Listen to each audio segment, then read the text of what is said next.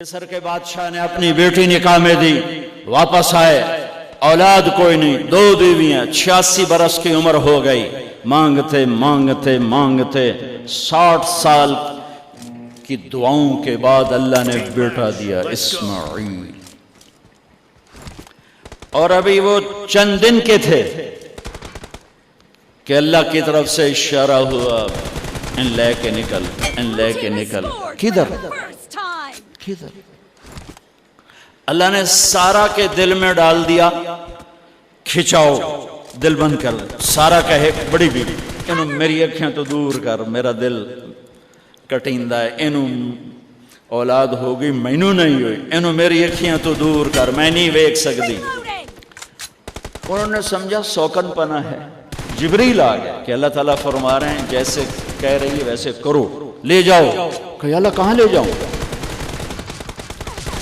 کہاں جہاں ہم کہیں۔ کہ تو یا اللہ میں جامع کیویں؟ کہا جبریل آئے گا زندگی میں پہلی دفعہ، کائنات کی زندگی، کائنات کی زندگی میں پہلی دفعہ جبریل انسانی شکل میں اونٹ پہ آئے، آگے جبریل اور پیچھے ابراہیم علیہ السلام، بچہ اور بیگم بھی ہاجرہ 20-22 سال عمر۔ چلو سارا سے بیٹا ہوتا، وہ بھی 80 سال کی ہو گئی تھی، تو ایک عورت زندگی گزار چکی ہے تو اس کو جدا کرنا آسان تھا۔ ہاجرہ شہزادی 22 سال 20 سال عمر۔ چلتے یہ دن 3 ہفتے لگے، 4 لگے، مہینہ لگا، 2 ہفتے لگے، پتہ نہیں، اللہ ہی جانتا ہے۔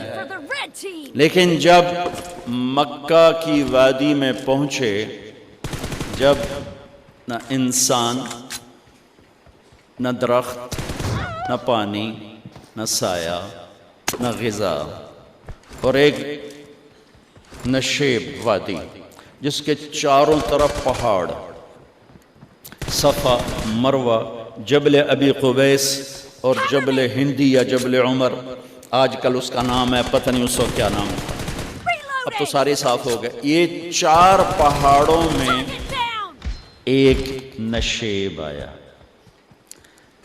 تو جبریل نے کہا یہاں اپنے بچے اور بیوی کو اتار دیں اور واپس چلے جائیں۔ جب آگ میں ڈالا تھا تو ایک لفظ نہیں بولے تھے،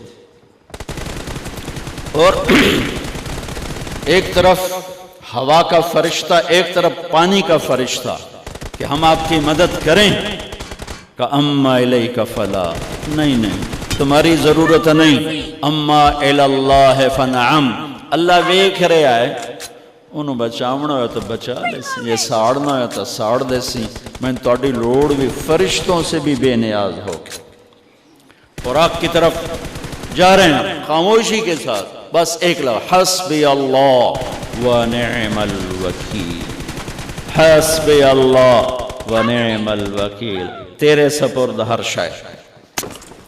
اس خوفناک آگ کے سامنے ایسا صبر، ایک لفظ نہیں بولے۔ جب جبریل نے کہا ایتھے چھوڑ دے ہو، ایک دم یہاں کیسے چھوڑ دوں؟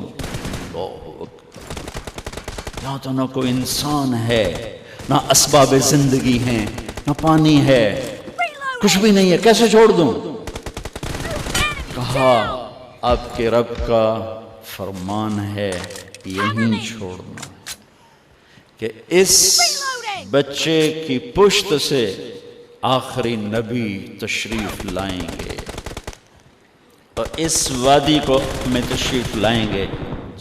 اسلمت لرب العالمین، ٹھیک چھوڑ دے۔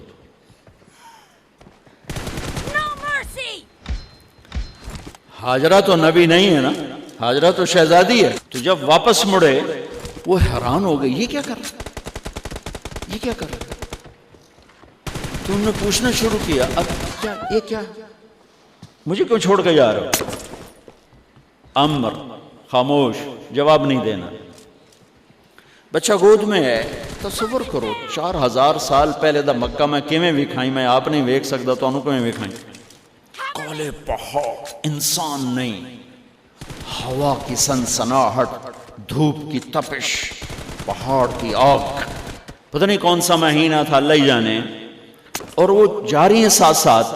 کیوں میرا قصور کی ہے، میں نے چھڑیا کیوں گئی، جاندہ کدے پہ ہیں، کوئی غلطہ دس.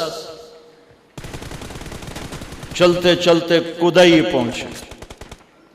کدئی کوئی 3 میل 3 میل. تو ہاجرہ کو خیال آیا یہ اللہ کے نبی ہیں، کوئی اتو نہ گال لائی ہوئے. تو 3 میل کے بعد اللہ امرک، کیا یہ اللہ نے کہا ہے کہ میں نے اتنے چھاڑ دے تو میرے پتر نوں؟ اللہ کیا ہے؟ تو ابراہیم علیہ السلام نے سر ہلایا کہ اذن لن یضیعنا اللہ. ایک اور ہاجرہ نے جنم لیا. پہلے ایک ماں بن کے سوچ رہی تھی، بیوی بن کے سوچ رہی تھی، اب وہ ایک مومنہ بن کے سوچ ابھری، ایمان والی بن کے سوچ ابھری. اچھا جاؤ، جس رب نے کہا ہے وہ رب مجھے ضائع بھی نہیں کرے گا. میں جب تصور کرتا ہوں میری آنکھوں کے بند ٹوٹ جاتے ہیں کہ اس نے خامند کو جاتے ہوئے کیسے دیکھا ہوگا. پچھا پیکے تک کوئی نہیں جتے اس جاتے بہ جاؤں، کوئی 4 بندے بھی کوئی نہیں، چلو پردیسی صحیح. عزت دا زمانہ آئی، ہر ایک دی بیٹی نو بیٹی سمجھا جاندہ آئی، پیچھے کوئی نہیں ہے. وہ اپنے خامند کو دیکھے جا رہی ہے اور وہ پیچھے مڑ کے دیکھنے کی ہمت نہیں فرما رہے ہیں. جب وہ چلتے چلتے پہاڑ کی چوٹی سے نیچے اترے، پھر وہ بوجھل قدموں سے واپس ہوئی. میں الفاظ کہاں سے لاؤں کہ اس چال میں درد دل میں ہوتا ہے. مجھے لگتا ہے ان کے روئے میں درد تھا. جن پتھروں پہ قدم رکھ رہی تھیں وہ بھی رو رہے ہوں گے اس وقت. جو ہوا ٹکرا رہی ہوگی وہ بھی دھاڑے مارتی ہوئی گزرتی ہوگی. چمکتے سورج آگ برساتا ہے، وہ آنسو برسا رہا ہوگا اس وقت. اور ابراہیم جیسی ہستی، عزم کے پہاڑ، صبر کے پہاڑ، جب پہاڑ سے نیچے ہوئے تو ایک دم اونٹ سے چھلانگ لگا تھا. بیوی نے نہیں دکھایا. جب نیچے ہو گئے، بیگم غائب ہو گئی، پہاڑ سے نیچے اترے، پھر یوں منہ کر کے ہاتھ اٹھائے، ربنا انی اسکنت من ذریتی بواد غیر ذی زرع عند بیتک المحرم. میرے رب تو میں نے امر کیتا ایتھے چھڑ اے جنگل، نہ بندہ نہ پرند، میں چھڑ کے اے جاندہ پیا. اسلمت لرب العالمین. ابراہیم علیہ السلام کی زندگی پیغام ہے. ہمیں بیوی بچے چھوڑنے کو نہیں کہہ رہا، ہمیں کہہ رہا ہے جھوٹ چھوڑو، فحاشی چھوڑو، بدماشی چھوڑو، بددیانتی چھوڑو، خیانت چھوڑو، شراب چھوڑو، بدکاری چھوڑو، جوا چھوڑو، ظلم چھوڑو. ہم سے یہ مطالبہ، چھوٹا جا مطالبہ ہے. ابراہیم کے آگے تو 2 بیویاں اور بیٹھی تھیں، ایک سارا، ایک مدین کی ماں، 2 بیویاں. فلسطین کی بستی آباد، سرسبز. ہاجرہ کے پاس کیا تھا؟ کالے پہاڑ، پانی بھی کوئی نہیں ہے. مجھے خیال آتا جب رات آئی ہوگی